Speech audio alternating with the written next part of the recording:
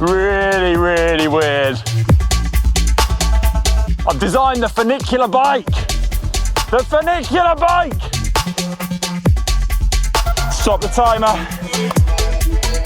You're not gonna believe this. This is my crazy mixed wheel monster bike, a hill climbing beast, a Frankenbike to rule all Frankenbikes. The stupidest idea I've ever had, yes, but could there be something serious to learn from this ridiculous concoction? I think so, but let's find out. This is Alto, the 36-inch wheel bikes, which we built up for a documentary which you can watch now on GCN Plus called Reinventing the Wheel. We built it up because we wanted to explore whether wheel size is something we should consider more of when we're building up a bike or selecting a bike. So these are 36-inch wheels in Alto at the moment. And this bike provides the perfect opportunity for my experiment today. Because Alto isn't great on hills, and neither am I. Struggle on the steeper gradients. So I came up with a brilliant idea. I've decided to gradually swap out Alto's front wheel from its usual 36-inch diameter to much smaller wheels.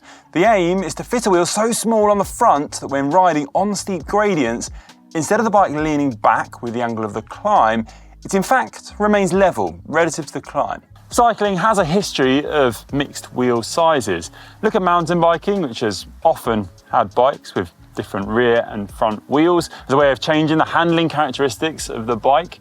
And smaller bikes were once designed around a smaller front wheel as a way of potentially avoiding toe overlap issues. TT bikes too, retro TT bikes, they also sometimes had a smaller front wheel as a way of getting into a more aggressive aerodynamic position at the front while still having a frame which was strong enough to withhold the weight of the rider.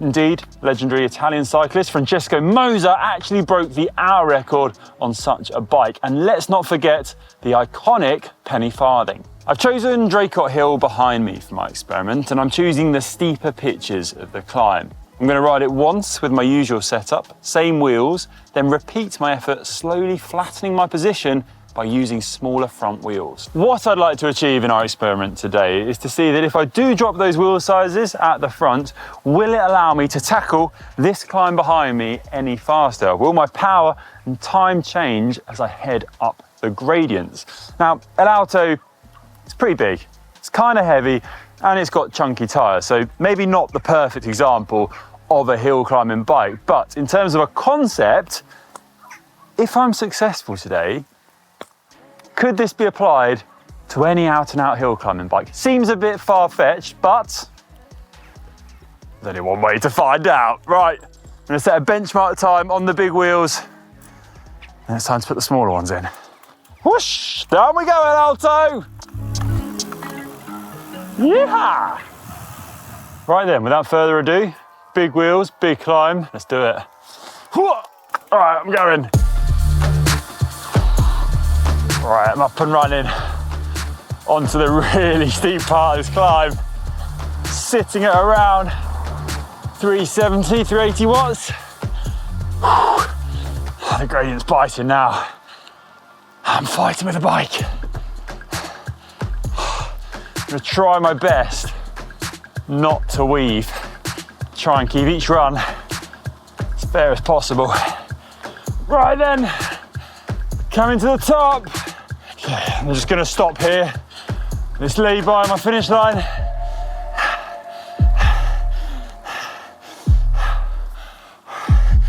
Woo! Right, 3 minutes 24, that's the benchmark. Laid down, 325 average watts for the power. Now though, I'm gonna switch out this wheel, put something a little smaller in. Woo! Oh, time to get rid of the 36-incher and dropping down to 27.5-inch, which is already going to bring quite a different sort of geometry to the bike. Already you can see the slope has changed slightly. I've managed to get my saddle level relative to its position on the road. Head back down and give it a ride up. Very aggressive. Not sure I'm liking going down anyway. Just being here, static, on the steep gradient, this bike feel kind of normal. Almost feels like I'm on the flat. So I'm going to be really curious to see how it actually feels when I put the effort down on the slopes. Speaking of which, 3, 2, 1. Let's do it. Oh, I'm off. Oh.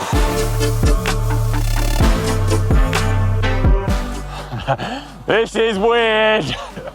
This is so weird. I don't feel like I'm moving on the correct plane. It's like I'm facing down, but I'm going uphill. Really weird.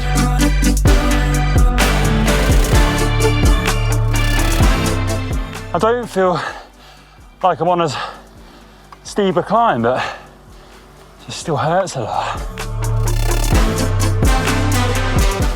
Right, final few 100 meters, the gradient's slackening off and my position's getting a lot more aggressive.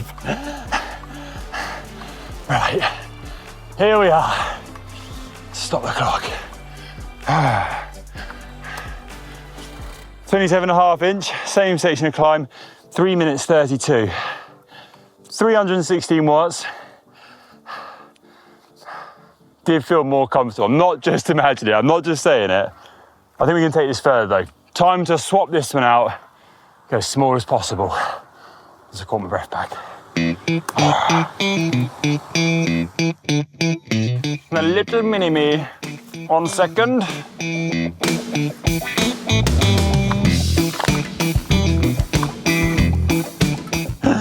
Whap it in. I reckon it's party at the front. The smallest wheel going, I've whapped in a 20-inch front wheel. Drastically different to the 36 at the back. Looks pretty ridiculous, but I think kind of cool. I think it complements El Alto. I think you're rocking it. Not sure whether it's party at the back or front. It's ready for the hill climb. I've adapted my position, so I've changed the angle of my handlebars and my saddle so everything's flat. So even though I'm on what is 10, 15, there are pitched to 20% on this climb, essentially it's gonna feel like I'm riding my drop bar bike on the flat. Let's see how we go. Ride any steep climb and your position changes. The seat post is angled further back, slackened compared to when you ride on the flat. Your riding position as a result is different, and if you're not used to it, might make it harder to put down the power. By swapping in the smallest wheel I've got, I'm bringing both axles of El Alto level. It feels as if I'm riding on a flat, despite the extremely steep gradient of the road. How will that translate to a real world effort, however? This doesn't feel good! This does not feel good! I literally feel like I'm in mid-air about to go over the bars.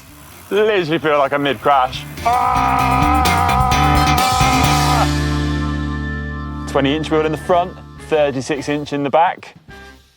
Some power in the legs. 3, 2, 1. We're up.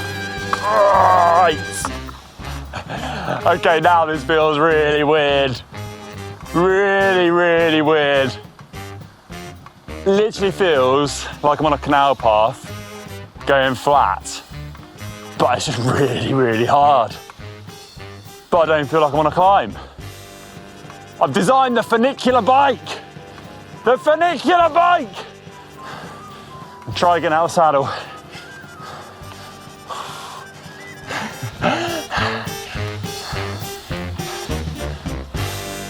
It's comfortable though.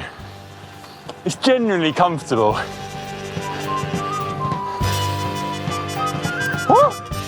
We've made it. Oh, I can't go one-handed. Stop the timer.